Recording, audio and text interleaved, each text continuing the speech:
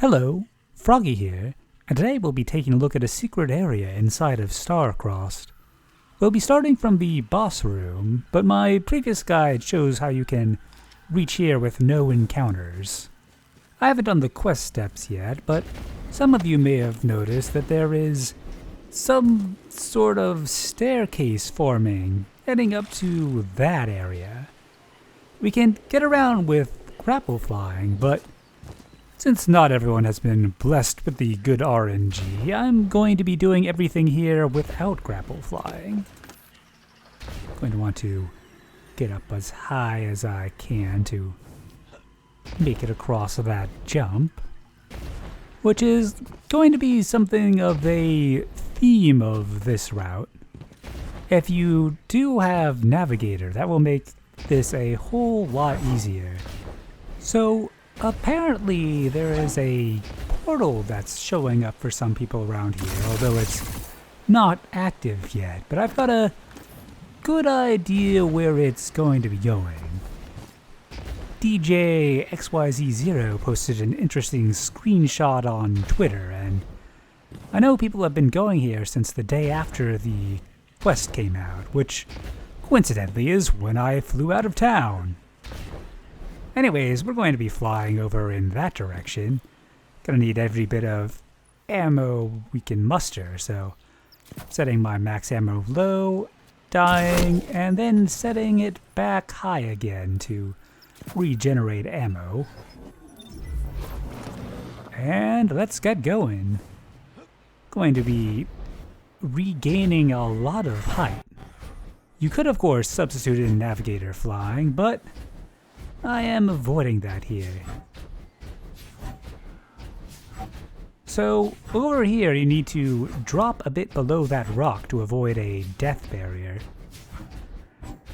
And once we're past, it's time to slowly start gaining. I've put the footage back at regular speed here to give an idea of the cadence that you need to gain height. It takes some practice to get good at, and if you mess up, recovering can be a bit tricky. Definitely an advanced sword flying technique. But we can gain back all the height that we lost earlier. If you try to go too far onto that platform, there is a death barrier, but the first couple of feet are safe. If you're grapple flying, I would recommend landing on it to set a spawn point. But we need to keep our height ceiling where it is.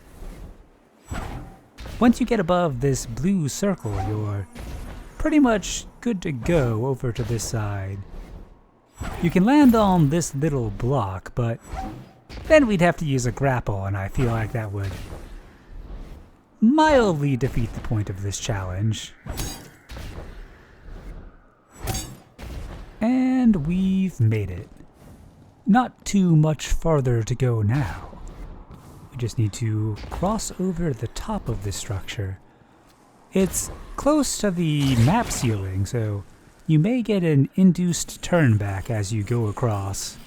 Some of you may be wondering, how do I get here if I'm not on a Titan? And the answer is much easier, actually. You can get out of this red room here, but I was not able to pull it off on a Titan. After the teleport, you'll eventually come across this red circle ring, and if you turn left where the cube is showing, there is a nice hidden room, which I imagine there'll be a chest in or something at some point. And right up there you can just kind of jump out if you've got the barrier push to do it. And luckily, Hunter has an intrinsic push in their jump. As you can see from the cube's perspective, if you just keep jumping at it, you'll go right over. As a Titan, I can drop my ghost down this small hole and get rezzed to join. It's probably a little bit easier. Anyways, let's see what we're working with. Last chance to avoid spoilers, by the way. We've got this nice ring. One of my favorite parts, although not quite what we're here for. Who am I kidding? I come here for this ring all the time. Anyways, there's a lot of holes to break into the main room itself. And we're in.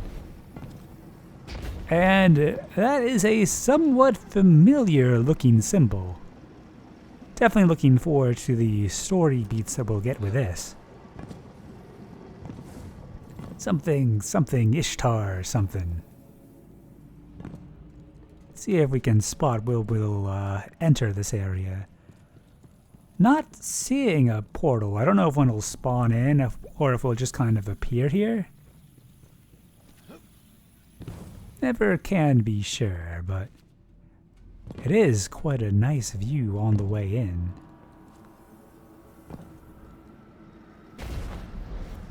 But yeah, I imagine we'll be coming here in the next couple of weeks.